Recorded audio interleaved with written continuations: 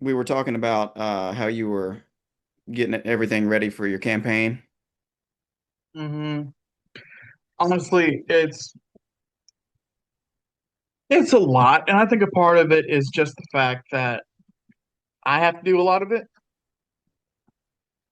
Sometime in the future, probably around August-ish, a lot of the work will be automized, and then by me delegating some of this work down to other people, because people will buy into the dream that I have for a better Alabama.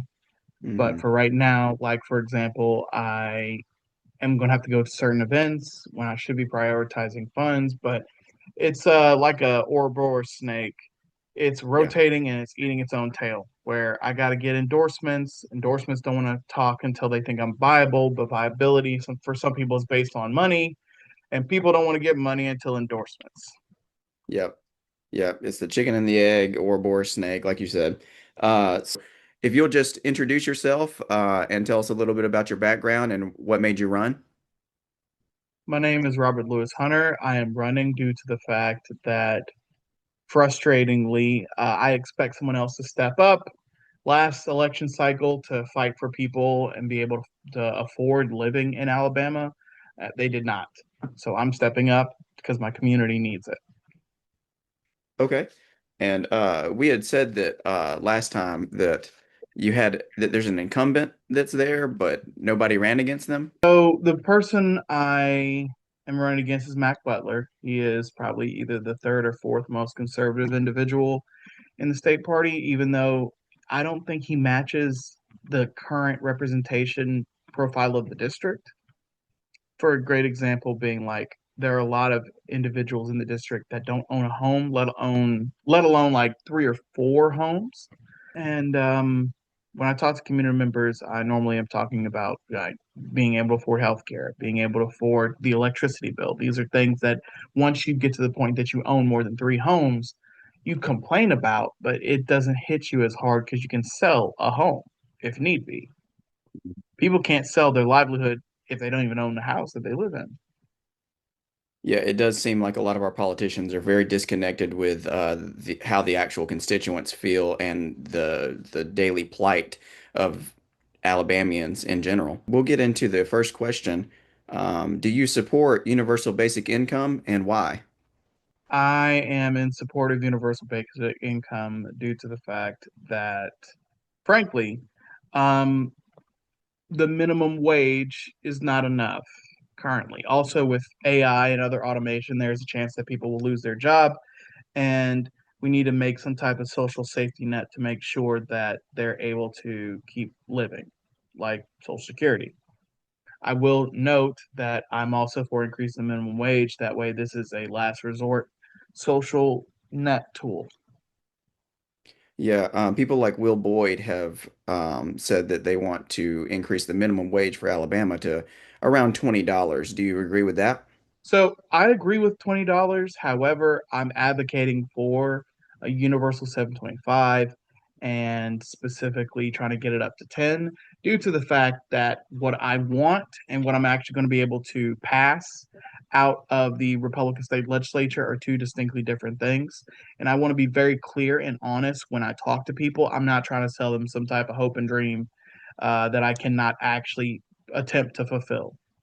So with universal basic income, where does the money come from in your eyes?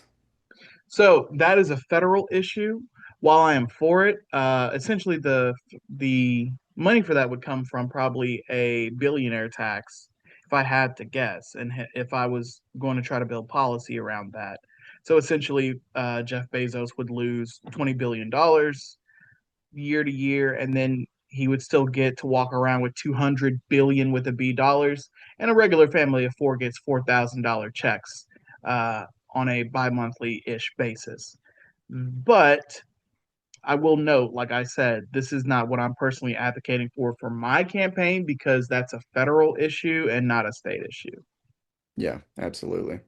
Um, when it comes to healthcare costs for Alabama, what do you believe the primary driver of inflated healthcare costs is? Insurance middlemen, hospital pricing practices, pharmaceutical monopolies, regulation, or administrative bloat, or a combination of all? Think a combination of all, but it starts with uh, pharmaceutical middlemen because when you're making that intersectional transaction, that increases the cost everywhere else. If it costs extra $200 to transfer bagels, for example, that bagel cost is going to make the cost of your day to day eating it go up. It's one of the reasons why, like, when we see people try to put tariffs on stuff, it is a negative effect because they're going to make their profit. So if it costs them more, they're going to charge you more. And you support expanding Medicare and Medicaid, right? I'm I am supporting expanding Medicaid in the state of Alabama due to the fact that we have lost billions of dollars that could have kept a lot of these rural hospitals open. We've already spent the money anyway because year to year, Medicaid expansion would cost us $28 million and we would get back $390 million. One of those numbers is a lot bigger than the other, and we've already spent $40 million keeping one of the biggest hospital in the Montgomery area up and running. So we've already spent more than double of what it would cost. But because there are politicians who do not want to give Barack Obama, even though it has been two presidential terms since he was in office, any type of political points, um, they're more than willing to burn down everything if it makes sure that they don't give like any type of help to the idea that a Democrat helped their citizens because they think long term that people would vote against them if they're not for their policies. And I don't disagree. I do think that there's going to be some people who vote for me because of my wanting to expand Medicaid, nurses, doctors, families who have more than two kids but less than $200,000 made per year. So I Hmm. don't blame them on the insinuation that it would hurt them long term because it will. And it does look bad. Now you are in support of expanding Medicare and Medicaid before a full audit, right? What do you mean by that? Um, I think last time we phrased the question as do you support expanding Medicaid and Medicare before a full audit of waste, fraud, and abuse?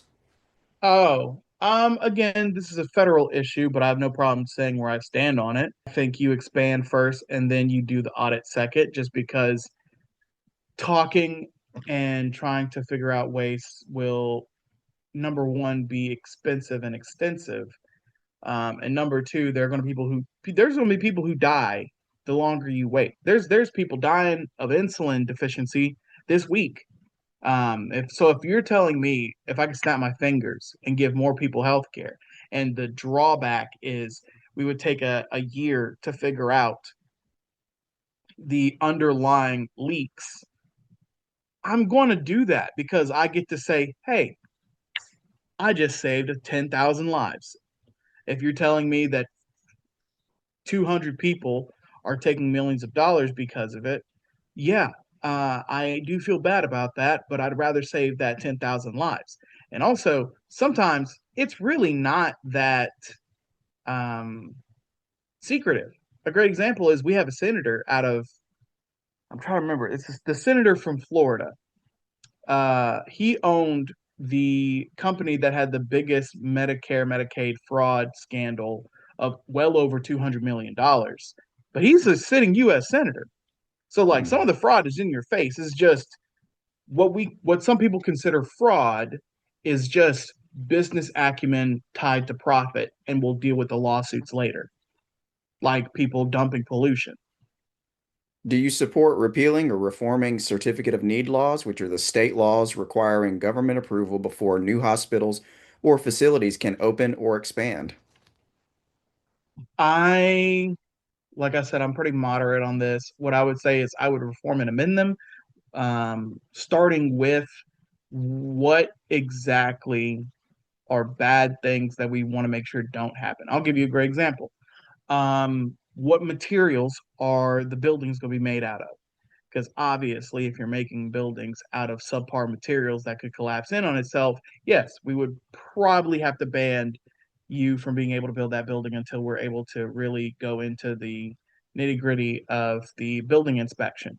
But if you're saying specifically building inspection's okay, OSHA says it's okay, and they just want to build, from that point, yeah, I don't have a problem with it. If you're Yeah, trying to so install, yeah, if you're trying to install better economical chances to the community, I don't have a problem with that.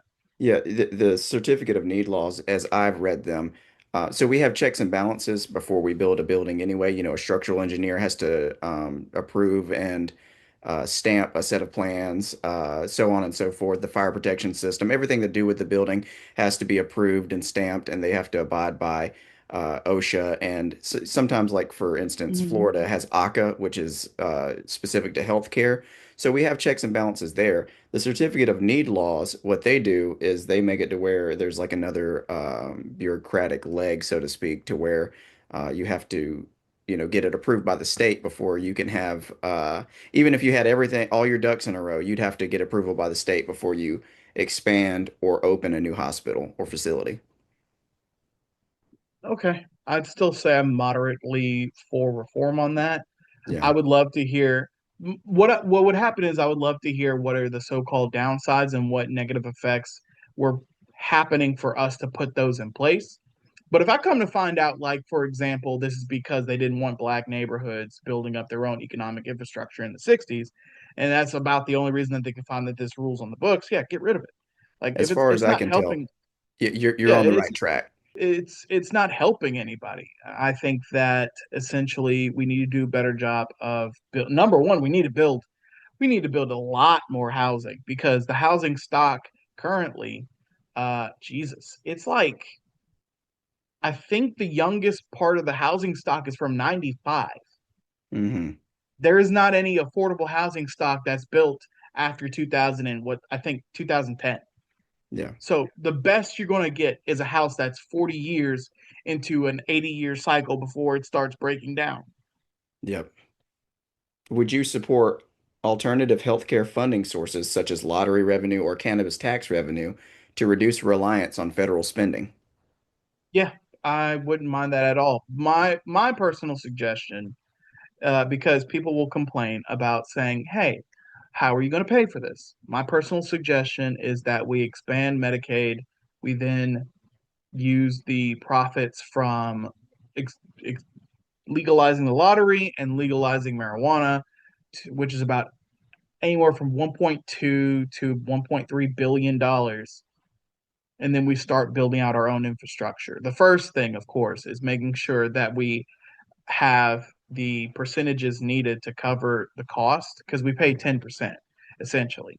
So, like I said, about $390, $390 million, and then we pay about $28 million. So, what I would like to see is to make sure that we are thinking about the future, not just our us right now, but our children. Is we take some of the profit from the first year of these things being legalized, and then we pay off or we build out a bank account specifically for that 10% Medicaid expansion gap and just pay it straight up front 10 years to 20 years. Because what I'm worried about is these profit margins going down as years go by. A great example being Colorado has had its profit margins go down significantly when it comes to marijuana, but increase significantly because they made the right investments after the fact. Hmm. Yeah, and it was kind of woven into that last answer, but I guess you support legalizing cannabis and bringing a lottery to Alabama. I support both because that would be bringing profits back into the state of Alabama that are currently in Tennessee, Kentucky, Mississippi, and Georgia. It would also be a public safety issue because we'd be taking millions of dollars away from illegal gangs and cartels and operations for them personally, and it would save the taxpayer quite a chunk of change, especially if they're one of the people that go to the lottery. Because, like for my example, is if you live in my city in my district, it would be about a 40-minute to an hour long drive to get over the Georgia border to go to the first Georgia um, Gas station. store. Yeah. Yeah, the first gas station, about an hour. So I want to save you $50 to $70 because you may make that trip only once a month. I want to save you $50 to $70 of just being able to walk down the street and also keep that money in our community circulating. Absolutely. When it comes to education, what do you think the main issue is? Probably funding. Um, yeah, I would probably say funding due to the fact that when we talk about the potential funding gaps, it's not a coincidence that when you sit yourself on a funding gap, all of a sudden your education rates go down. Because I'll give you a great example. You can go and look at Oklahoma. Oklahoma won its state legislature, I think, back in 2010. They did extensive cuts. And when the Oklahoman state went from Democratic control to Republican control, and they did those cuts, they cut at least $100 million out of the education.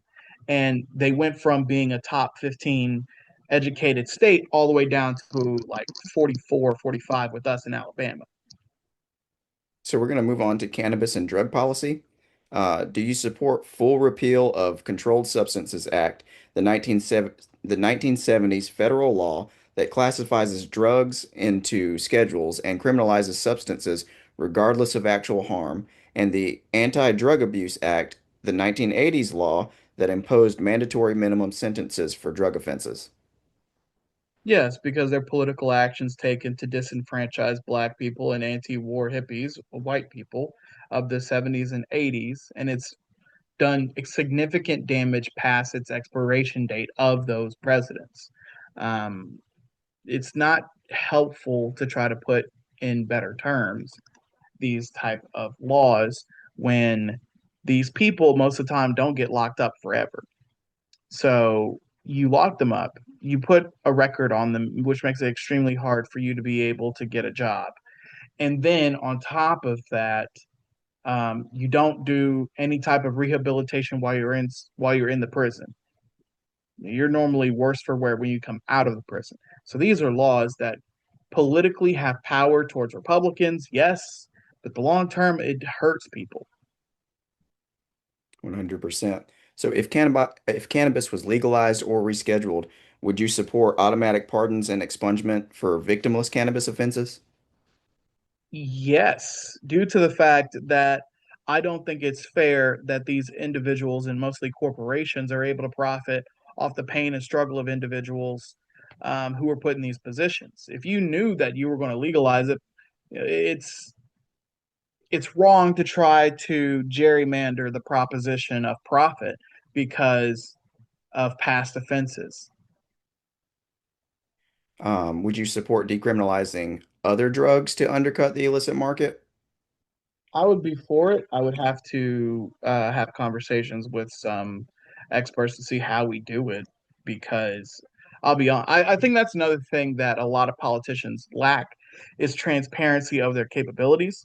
I'm more than willing to say that, yeah, I probably need to go talk to an expert about this on how we do this. Like, I don't want to be putting people in a situation that ends up blowing up in their face 10 years later, like the war on drugs, where it, Mhm. far as I know, has not reduced drug use in America. Yeah, if anything, it's just increased incarcerations. And I was going to say, we can always look to Portugal for a good measure of actually how to implement legalizing all drugs and shifting everything from incarceration to a soft place to land for when people try to get off drugs. So, yeah, I think we look to Portugal for a good rubric for how to structure our infrastructure if we were to. Uh, legalize all drugs. Do you support abolishing mandatory minimum sentencing, laws that force judges to impose fixed prison terms, regardless of circumstances, for victimless offenses at the federal level? Yes, I'd actually go farther than that and say we probably need to figure out maximum sentencing. I think certain specific instances of crimes, there should be a maximum sentence, and you can't sentence more than that due to the fact that the outcome and impact is disproportional to the time spent in prison.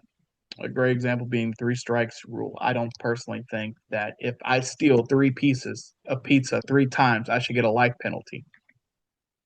I completely agree. So when it comes to prison reform, what do you think the biggest priority is?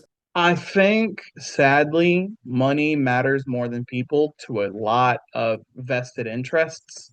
So prison labor would probably be the first thing.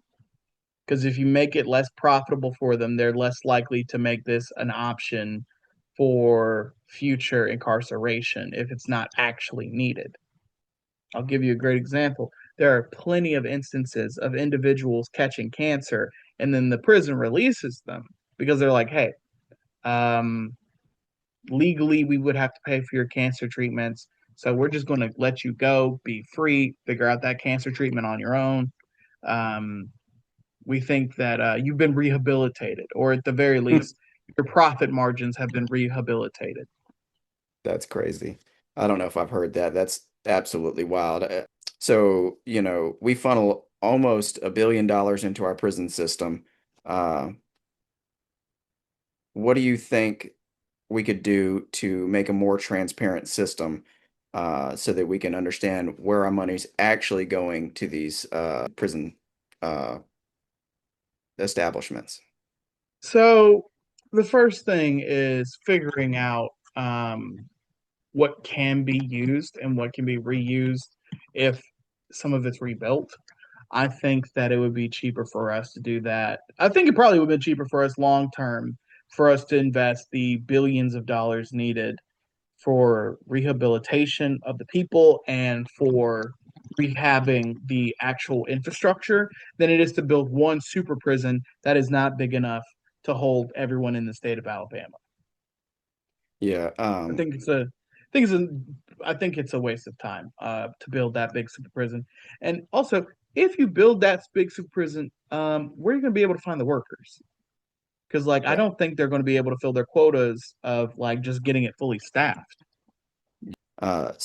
With prison labor, where do you land? Is it keep it but voluntary plus fair pay plus real training, or keep it but tighter oversight, or just end it because there's too much abuse potential?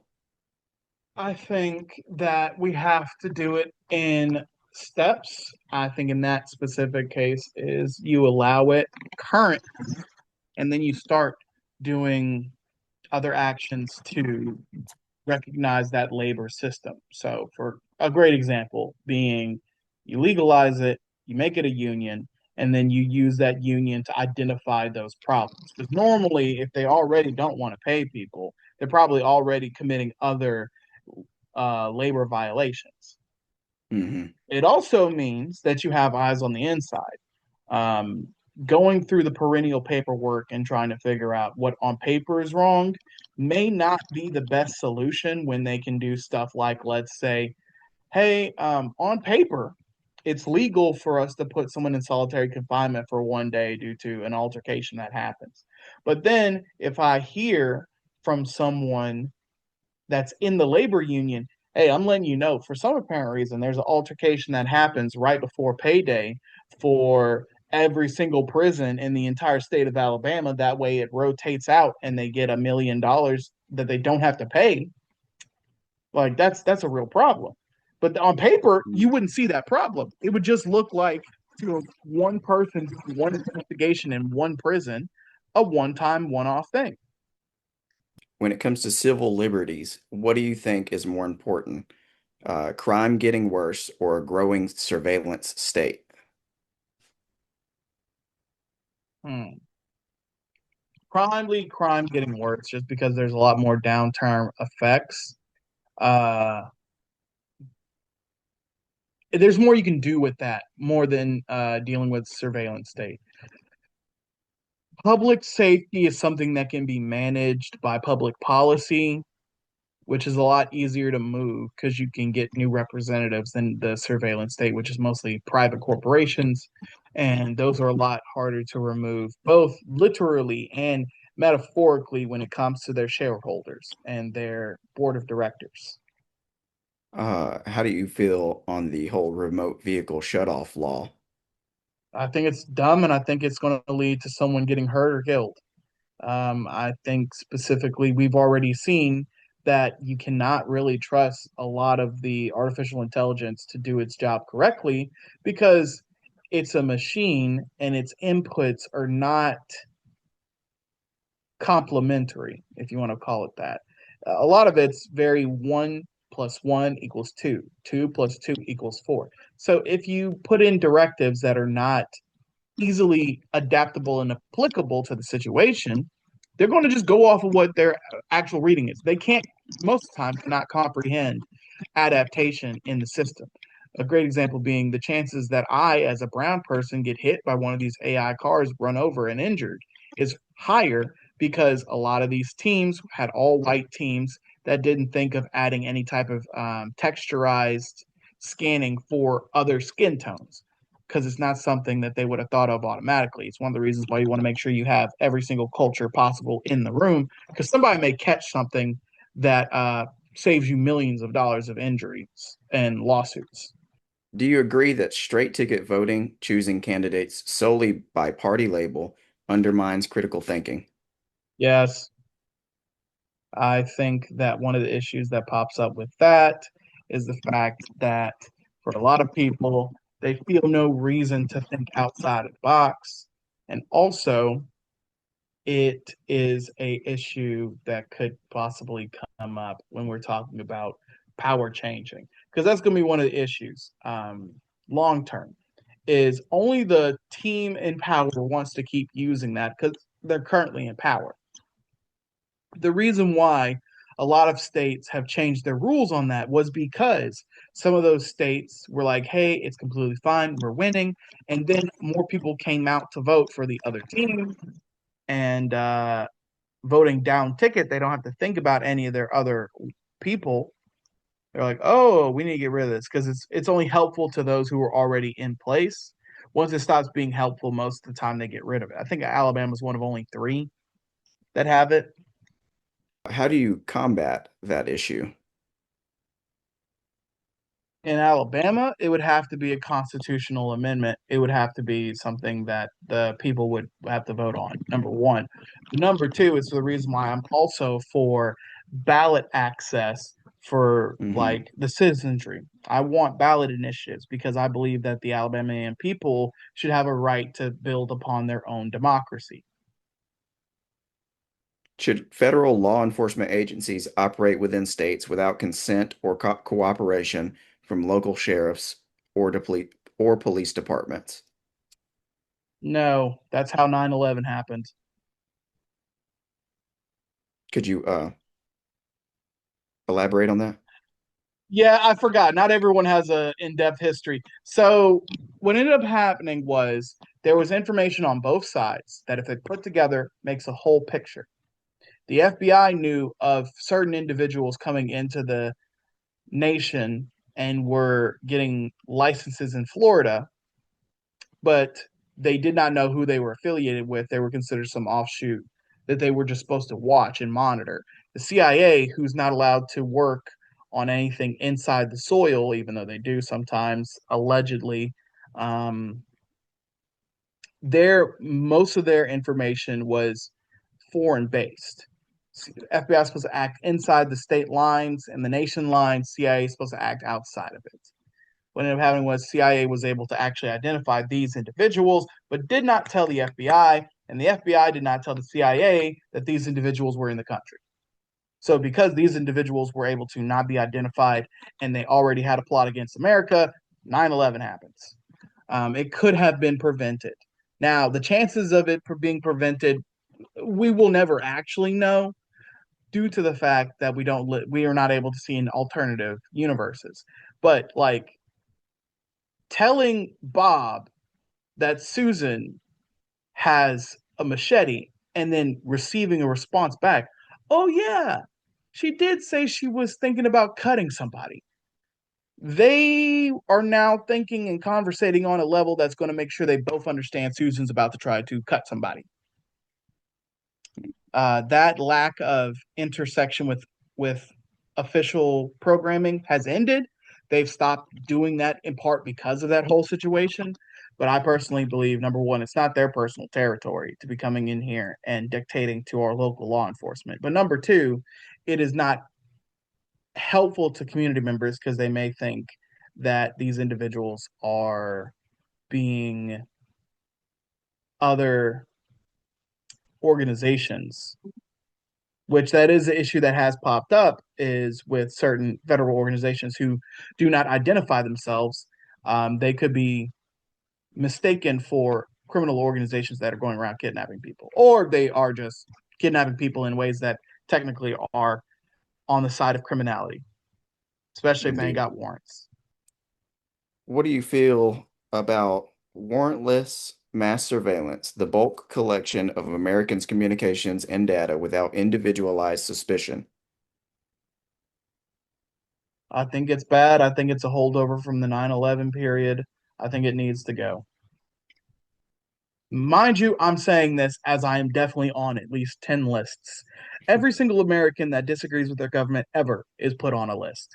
It's just once you get above the 80% rank of you're more surveilled or more notated than 80%, do they start actually looking at you more harder? Because everybody said something like, I disagree with the way the government is handling the Iraq war. That one put a lot of people on a whole bunch of lists. Now, I'm specifically on that list for the statements I've said there and the statements that I've said in the past about the federal government being antagonistic towards its citizens. I gave a response of, for example, the move situation where a local police force dropped a bomb on a U.S. city, which normally that has not been done by any outside forces, even going into World War II or World War One, not on mainland USA at least. Um, so in closing, where can people find you? How can we support your movement? And would you like to plug anything else in your personal life? So my name is Robert Lewis Hunter. I'm running for House District 28 in Etowah County. So if you live in Etowah County or you live around Etowah County, I would love your help with volunteering. You can see all of my information and socials in voteforroberthunter.com, www.voteforroberthunter.com. And Who all can vote for you? mhm. So the people that can vote for me live in the Gadsden, Attala, Rainbow City, Tillerson Bend area. If you live going up the mountain, you probably cannot vote for me. And if you live going down the south side, you probably cannot vote for me.